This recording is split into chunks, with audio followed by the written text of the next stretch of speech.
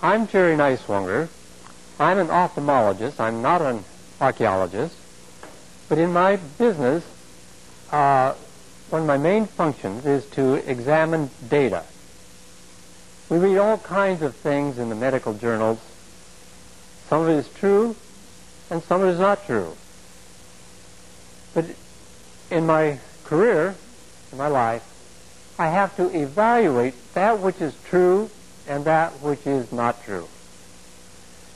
Now, in the world today, each one of us have to examine data. We have to look at the evidence. We cannot trust all that we read or all that we hear. We have to continually search for the truth. And we invite you this afternoon to examine the data for yourself. Search for the truth. I first heard about these discoveries about 6-7 years ago. And quite frankly, I was very skeptical. I asked, how in the world could one man discover all these things?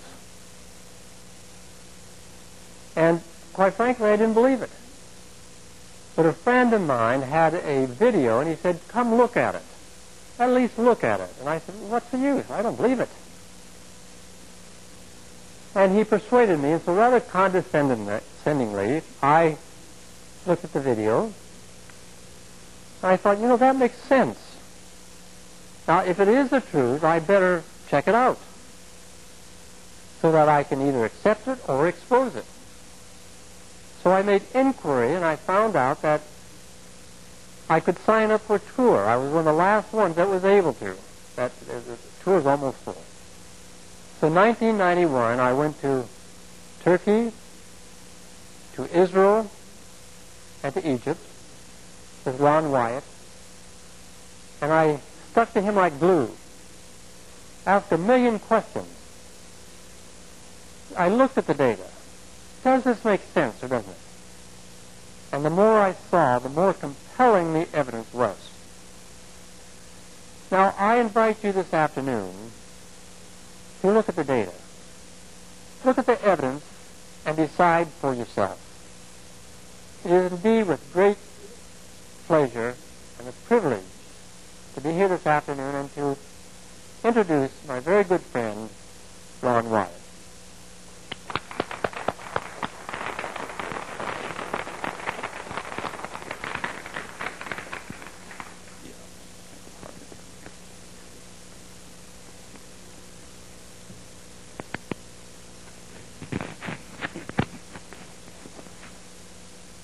Thank you, Jerry. Bless his heart, he has been a tremendous help in his family. It just, shall we say, things, I don't know how I would have got much done without their help, and especially videos.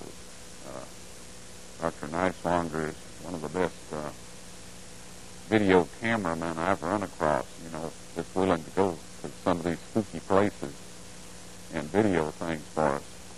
So anyway, we appreciate him a lot. I certainly appreciate you folks coming this afternoon to see these things. I'm sure that some of you here have seen some of this several times, and bless your heart, I appreciate you coming back and bringing friends so they can see it too. We need a little more volume. Probably somewhere there's a switch that would do that. Also, I guess I could talk a little closer to it. Does that help? Okay, thanks. You never know who's talked on these mics before, you know what I mean? Don't want to get any sociable diseases or whatever. Now, I believe that you and I are going to have a special privilege. I believe that this generation will see Christ face to face. I have no doubt about that.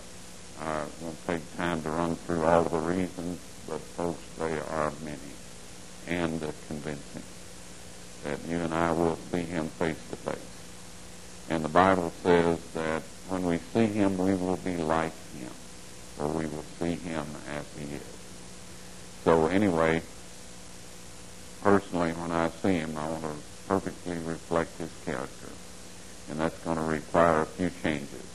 And I'm so grateful that God is patient enough to work with us and to, shall we say, change our motivation and our actions and some of our comments and all of this and help us to become Christ-like. And so that, I believe, is why he has provided all these wonderful artifacts for us to see, to strengthen our faith, and to have something to share with others. All of us have family and friends that we don't want to be lost. We want them to be in heaven with us. And for whatever reason, they don't understand, they don't believe. And I do know this, that if we watch professed Christians, it doesn't take very long to get quite disappointed. You know, there's a lot of lip service and very little actual God-likeness among professed Christians in general. And so anyway, there's a lot of people that I have seen that were quite turned off by people who professed to be Christians and had been a little less than honest. And I'm being kind when I state it that way. But anyway, God has preserved these things, and in most cases, the forces of nature would have destroyed them way before this time. And I'm sure that if Satan had been permitted to, he would have destroyed them, because he does not want us to come to know our Creator and our Redeemer. But God did not allow that. And so he saved all of these things to this time. Now, you know, people are pack rats. And if you don't believe that, just, shall we say, check us out at the airport when we get back from one of our tours. Because people have little bags of sulfur balls. Some have big bags of sulfur balls. And then there's various and sundry other things, like pieces of Noah's Ark, you know, and things of this nature. And, of course, we're going to share these with people, you know, show them and all, and that's great. But if people would have known where they were years ago, they had all been carried off before now, and there wouldn't be anything to share. So God hid them. And he has a way of doing these things. I'll share this one little thing with you. When I read about Sodom and Gomorrah, you know, and the angels, the men of Sodom were trying to, shall we say, be unkind to these strangers. And the angels blinded them. It said, so that they wearied themselves looking for the door. Well, I always thought he just blinded them totally. But you can't look for a door if you're totally blind. So they rendered them incapable of finding Lot's door. Well, God rendered a whole lot of us incapable of finding these ashen cities, which are right along a very busily, a much-traveled road down through the Dead Sea area. And in one case, Gomorrah, it's on both sides of the road that leads up to Masada, and millions of people have been there. In fact, a lot of people, when they see this video, they remember that they were there and they saw that funny-looking stuff down there, but they, you know, didn't know what it was. And so anyway, they have found that when they go back home and look at them pictures that they took of that beautiful blue-green water of the Dead Sea, that they've got some excellent pictures of Gomorrah in there. So anyway, God was able to hide these things from people so that there wouldn't be big mosques or big shrines built over them.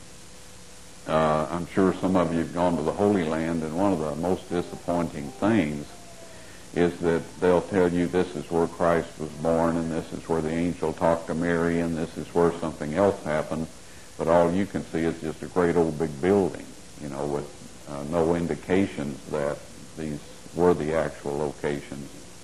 And so God kept these hidden so that we could have them today and that we could see the evidences that were there to prove to us that these were the locations and that the events mentioned in the Bible actually happened. Now,